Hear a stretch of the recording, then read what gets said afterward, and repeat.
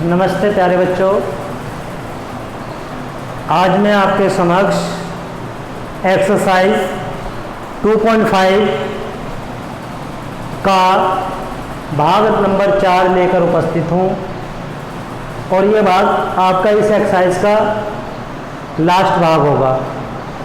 इस भाग के साथ आपकी एक्सरसाइज ख़त्म हो जाएगी, साथ ही आपका ये चैप्टर भी ख़त्म हो जाएगा। इसके बाद आप कि अगर इस एक्सरसाइज से संबंधित कोई भी समस्या है, जब आपका पार्टिसिपेट कॉलम खोला जाता है उस पार्टिसिपेट कॉलम में आप अपनी प्रॉब्लम सॉल्व करा सकते हैं। ठीक है, तो आइए स्टार्ट करते हैं। क्वेश्चन नंबर 12 तक आपको लास्ट पार्ट में करा दिया गया था। क्वेश्चन नंबर 13 आपका कराना है। देखिए क्वेश्चन नंबर 13 क्या है आपका। क्वेश्चन नंबर 13 में आपसे कहा है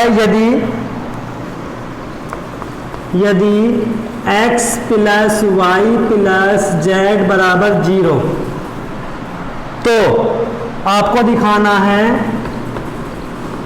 x cube plus Y cube plus Z cube बराबर 3xy जेड। ये आपको दिखाना है। चलिए बच्चों करते हैं सोल्व। देखिए आपका सूत्र आपको बताया हुआ है। क्या है आपका सूत्र? X cube plus Y cube plus Z cube minus 3xy का क्या सूत्र होता है? लास्ट सवाल नंबर 12 में आपने अगर ध्यान से देखा होगा तो आपके याद होगा। क्या था आपका? X plus Y plus Z into X square plus Y square plus Z square minus X Y minus Y Z minus Z X. करा था ना ये आपने? ठीक है ना। चलिए अब जरा ध्यान दें तो X cube plus Y cube plus Z की क्यूब माइनस 3xy जेड बराबर, ये आपको कुछ दिया हुआ है। उसने क्या दिया है? x plus Y plus Z बराबर 0। तो आप इसके स्थान पर क्या रख देंगे? ये 0 रख देंगे। चलिए रख दीजिए। क्यों रख रहे हैं? क्योंकि उसने दे रखा है। तो इसके स्थान पर आपकी 0 हो गई। मल्टीप्लाई ये आपका ऐसे ही आ गया, X square plus Y square plus Z square minus X Y minus Y Z और माइनस जेड एक्स। ठीक है बच्चों, अब जरा ध्यान दें। एक्स की घात 3 प्लस वाई की घात 3 प्लस जेड की घात 3 माइनस 3xy जेड आपका ऐसे ही। अब यदि आपको पता हो 0 की मल्टीप्लाई हम किसी भी संख्या के अंदर करते हैं तो आंसर क्या आता है आपका? 0 आता है। तो ये सारा आपका क्या हो गया? 0 हो गया। ठीक है, चलिए आगे चलते हैं। अब x की घात 3 प्लस वाई की घात 3 प्लस जेड की घात 3 आपका ऐसे ही रहा। ये आपका माइनस का 3xy जेड इधर जाके कायगा हो जाएगा प्लस का, तो 0 प्लस 3xy जेड। ठीक है, x की घात 3 प्लस वाई की घात 3 प्लस जेड की घात 3। अब आपको ये भी पता होगा 0 में हम किसी भी संख्या को जोड़ लें, संख्या हमारी वही प्राप्त होती है। तो आप जब 3xy जेड में 0 को प्लस करेंगे तो क्या आएगा? 3xy जेड आपका प्राप्त होगा। और कह रहा था आपको यदि x plus Y plus Z बराबर 0 हो तो आपको दिखाना था x की घात 3 प्लस वाई की घात 3 प्लस जेड की घात 3 बराबर 3xy जेड। और आपने दिखा दिया क्या है? सेम टू सेम दिखा दिया है ना। तो यही आपसे वो पूछ रहा था, यही आपको सिद्ध करना था। ठीक है, चलिए नेक्स्ट सवाल पर चलते हैं।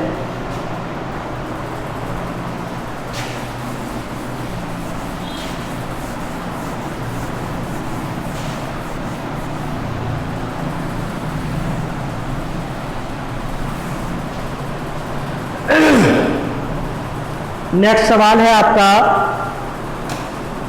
क्वेश्चन नंबर 14 का फर्स्ट भाग। ये दिया आपको माइनस 12 की घात 3 प्लस 7 की घात 3 प्लस 5 की घात 3। और कहा क्या है, वास्तव में घनों का परिकलन किए बिना निम्नलिखित में से प्रत्येक का मान ज्ञात करना है आपको। ठीक है, अभी देखिए जो लास्ट सवाल किया हमने, कौन सा, क्वेश्चन नंबर 13, उसमें आपने क्या निकाला था, इसे मान लिया अगर आपका x बराबर क्या है -12, y बराबर क्या है आपका 7 और z बराबर क्या है आपका 5। ठीक है, अभी आपने क्या निकाला क्वेश्चन नंबर 13 के अंदर, X cube plus Y cube plus Z cube minus 3xyz बराबर, यही तो निकाला था। अब इसके बराबर आपको क्या, x प्लस वाई बराबर 0 दिया हुआ था, 0 की वैल्यू आपने रख दी थी, तो आपको क्या प्राप्त हो गया था, X cube plus Y cube plus Z cube बराबर 3xyz प्राप्त हो गया था। ठीक है, अब इसी तरीके से हम करने की कोशिश करते हैं। सबसे पहले हम क्या करते हैं, इन तीनों को जोड़ लेते हैं, अर्थात x plus Y plus Z करते हैं। ठीक है, तो जब आपने जोड़ेंगे माइनस का 12 प्लस का 7 और प्लस का 5, ये क्या आ गया, माइनस के 12 और प्लस के 7 और 5 12, तो प्राप्त क्या हुआ आपका 0।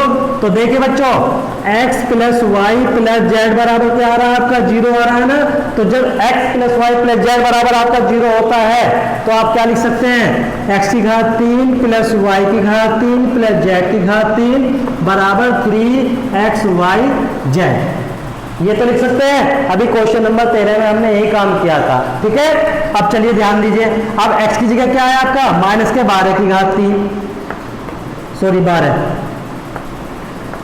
प्लस y की जगह क्या है आपका 7, तो 7 की घात 3 प्लस z की जगह क्या है आपका 5, तो 5 की घात 3, और इसी का तो मान आपसे पूछ रहा है, तो आप बराबर क्या कर देंगे, 3x का मान कितना है, माइनस के 12 गुना y का मान कितना है 7 गुना z का मान कितना है 5। अब आपको क्या करना है, केवल इनकी मल्टीप्लाई करनी है। देखिए माइनस प्लस माइनस आ गया, 12 तिया 36, ऐसे ही 7 पंजे 35 और 35 और 36 की मल्टीप्लाई करेंगे तो क्या आएगा, देखिए जरा 36 की मल्टीप्लाई 35 से करते हैं तो क्या आता है, 5 छंग 30, हासिल लगे 3, 5 तिया 15 और 3 18 और 3 छः 18, हासिल लगा 1, 3 3 और 1 10, तो 0 8 8 16 का 6 का हासिल लगा 1, 1 और 1 2 और 1 का 1, कितना आया 1260।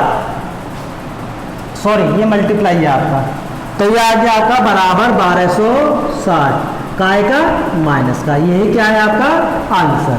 ठीक है बच्चों, तो सेकंड पार्ट भी आपको सेम इसी सवाल की तरह करना है। ठीक है, चलिए आगे चलते हैं।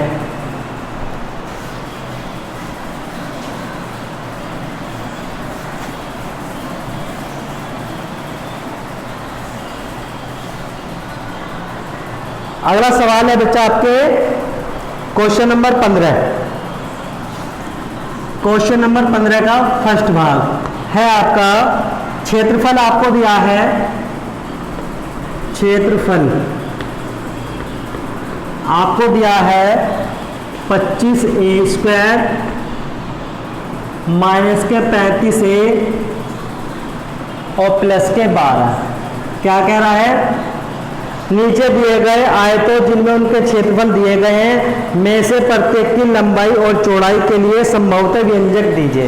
संभवतः यानी कि अगर हो सके तो आपको एक आयत का क्षेत्रफल दिया हुआ है, इस आयत के क्षेत्रफल में आपको क्या करना है, लंबाई और चौड़ाई ज्ञात करनी है। ठीक है, तो उसके लिए हम क्या करते हैं, जो आपको दिया हुआ है इसके पहले फैक्टर कर लेते हैं, और फैक्टर करने आपने कई बार सीख लिए हैं। क्या करते हैं, आचर प्रति गुना किसमें करते हैं, x² a² के गुणांक में या x² के गुणांक में। तो चलिए 25 मल्टीप्लाई क्या करेंगे आप 12, इन दोनों की मल्टीप्लाई करने के बाद क्या करते हैं, गुणनखंड ऐसे करते हैं कि बीच वाला प्राप्त हो, तो इन दोनों की आपने मल्टीप्लाई कर दी, तो हमें इन दोनों के फैक्टर इस प्रकार से करने हैं कि जोड़ के या घटा के आपका माइनस का 35 प्राप्त हो जाए। चलिए करते हैं, अगर हम 25 की बात करते हैं तो क्या लिख सकते हैं, 5 पंजे 25, और यदि हम 12 की बात करते हैं तो क्या लिख सकते हैं, 3 चौक 12। तो देखिए हमें क्या लेकर आना है, 35 लेकर आना है, इस 2 को भी 4 को भी आप लिख सकते हो, 2 दूनी 4। तो हमारे पास फैक्टर आ गए 5 गुना 5 गुना 3 गुना 2 गुना 2। अब इनके द्वारा हमें क्या बनाना है, 35 बनाना है। चलिए करते हैं। अगर हम देखें 5 या 15 दूनी 30 करते हैं और 5 दूनी 10 करते हैं तो कितना बनता है आपका, 20 बनता है। चलिए और ट्रिक लगा कर देखते हैं। इसी तरीके से बच्चे आपको ये करते हुए देखते रहने हैं। इसके बाद आपने क्या करा, देखें 5 दूनी 10 दूनी 20, ठीक है, और 20 या 60 हो गया तो भी नहीं बनना। तो अगर हम करें 5 या 15, 15 दूनी 30, 30 दूनी 60 भी नहीं बनना। तो क्या करेंगे अब इसमें आप, हाँ 3 पंजे 15, 15 दूनी 15 पंजे 75 नहीं बनना। तो 5 या 15, 15 दूनी 30 नहीं बनना। 2 दूनी 4, 4 या 12, 12 पंजे 60 भी नहीं बनना। तो क्या करें, चलिए अब डायरेक्टली करके दिखा देते हैं आपको। हमारे पास में आया 5 गुना 5 गुना 3 गुना 2 गुना 2, यही तो आया है ना। चलिए तो फैक्टर क्या आ जाएंगे आपके, देखिए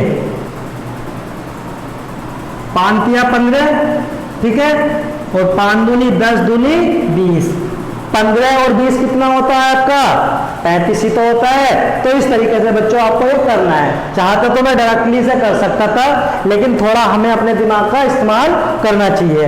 तो हमारे फैक्टर क्या बन के आए, 20 और 15। तो आप इसे क्या लिख सकते हैं, 25a² माइनस आपने 20 में जोड़ा 15, तब कितना बचा, बना आपका 35। और वही हमें क्या करना था, बनाना था। साथ में ये आपका ऐसी 12 आपका ऐसी आ गया। इसके बाद क्या करेंगे, 25a² आपका चल ही रहा है, माइनस के अंदर गुना करेंगे तो माइनस के 20, और साथ में इसे भी करेंगे तो क्या आ जाएगा 20a, माइनस प्लस माइनस 15 कम 15a, ठीक है, प्लस के 12। इसके बाद आपको पता है 2 के ऐसे जोड़े बना लेते हैं। शुरू के 2 में से देखते हैं क्या कॉमन आ रहा है, क्या आ रहा है आपका 5a आ रहा है। तो क्या बचा, 5 पंजे 25 और साथ में a, माइनस 5 चौक 20 और a आपका बाहर आ गया, ठीक है। इसमें से क्या कॉमन आ रहा है आपका, माइनस का 3 कॉमन आ रहा है। 3 पंजे 15a, माइनस 12 आ गया तो प्लस का क्या हो गया माइनस, और 3 चौक 12। अब ये आप देख रहे हैं कि दोनों सेम आ गए ना। और आपको यही बताया है कि जब हम गुणनखंड करते हैं तो जो पहले वाला भाग आता है सेम दूसरे वाला भाग ऐसा ही अगर आपका आया तो आपका सवाल ठीक है, वरना तो क्या है, गलत है। तो अब आप क्या करते हैं, इनमें से एक ले लिया 5a माइनस के 4 और इनमें से आपने 5a माइनस के 3, ये हो गए इसके गुणनखंड। अब आपको क्या बताना है, इसमें लंबाई और चौड़ाई वो भी संभावित है। तो हम क्या कह सकते हैं, संभावित है, संभव लंबाई बराबर आप इनमें से कोई सी भी ले सकते हैं और चौड़ाई बराबर आप कोई सी भी ले सकते हैं। मैंने ले लिया 5a माइनस के 4 और चौड़ाई मैंने ले ली बराबर 5a माइनस के 3। और जरूरी नहीं है कि जो मैंने लंबाई ली हो आप भी उसी को लंबाई ले, दोनों में से आप किसी को भी ले सकते हो। क्यों, क्योंकि उसने कहा है संभावना बतानी है, ठीक है। तो इसका जो आपका सेकंड भाग है यही आपको इसी तरीके से करना है। लास्ट क्वेश्चन बचता है आपका 16 भी आपको ऐसे ही करना है। चलिए इसे रफ कर देते हैं और लास्ट सवाल पर चलते हैं।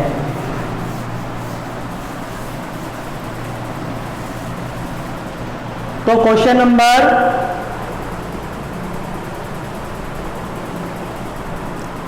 16 देखिए क्या है। क्वेश्चन नंबर 16 भी आपका ऐसे ही है जैसे क्वेश्चन नंबर 15 आपने किया है। इसमें दिया है आयतन,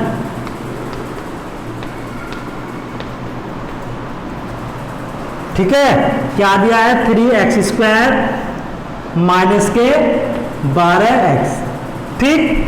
तो क्या कह रहा है, घनाभो जिनके आयतन नीचे दिए गए हैं कि विमाओं के लिए संभवतः व्यंजक क्या है। तो घनाभ क्या होता है, जिसके अंदर लंबाई चौड़ाई और आपकी क्या होती है, ऊंचाई। इससे पहले आपको क्या दिया हुआ था, आयतन दिया हुआ था, किसका, आयत का। तो आयत में लंबाई और क्या होती है, चौड़ाई। घराम में लंबाई, चौड़ाई और आपकी क्या आ जाती है, ऊंचाई। तो जैसे क्वेश्चन नंबर 15 में आपने लंबाई और चौड़ाई संभाव्य निकाली, ऐसी इसमें आपको लंबाई भी निकालनी है, चौड़ाई भी निकालनी है और ऊंचाई भी निकालनी है, लेकिन वो भी संभव। ठीक है, तो उसके लिए आप वही करेंगे, फैक्टर करने वाला तरीका। और देखो फैक्टर करने के लिए हमारे पास में 3 पार्ट कम से कम होने चाहिए। 3 पार्ट तो है नहीं, 2 हैं। तो सबसे पहले हम क्या देखेंगे, इसमें अगर कुछ कॉमन आ रहा है तो देखिए कुछ कॉमन आ रहा है इसमें, हाँ बिल्कुल आ रहा है, 3 आ रहा है और साथ में आपको क्या आ रहा है, x। तो अंदर क्या बचा आपका, x बचा, क्योंकि 2x में से एक x तो बाहर आ गया और साथ में 3 भी बाहर आ गया। इसके बाद माइनस, जब 3 को 12 से भाग करेंगे 12 से, तो क्या होता है, 3 चौक 12 और ये x आपका आ गया बाहर। अब संभवतः आपको लंबाई चौड़ाई ऊंचाई बतानी थी, इसमें से हमने कह दिया संभव लंबाई बराबर आपने मान ली 3, चौड़ाई बराबर आपने मान ली x और ऊंचाई बराबर आपने मान ली क्या, x माइनस के 4। ठीक है बच्चों, इस तरीके से ये आपका सवाल हो जाता है कंप्लीट। कौन सा, क्वेश्चन नंबर 16 का पहला भाग। जो दूसरा भाग है वो भी आपको ऐसे ही करना है। ठीक है बच्चों, धन्यवाद। इसके साथ ही आपकी ये एक्सरसाइज और आपका ये अभ्यास कंप्लीट होता है। सभी बच्चे अभ्यास के सभी प्रश्नावली नंबर 1 से लेकर 2.5 तक की सभी एक्सरसाइज को अपनी कॉपी में नोट करेंगे और समय रहते चेक कराने की कोशिश भी करेंगे। धन्यवाद।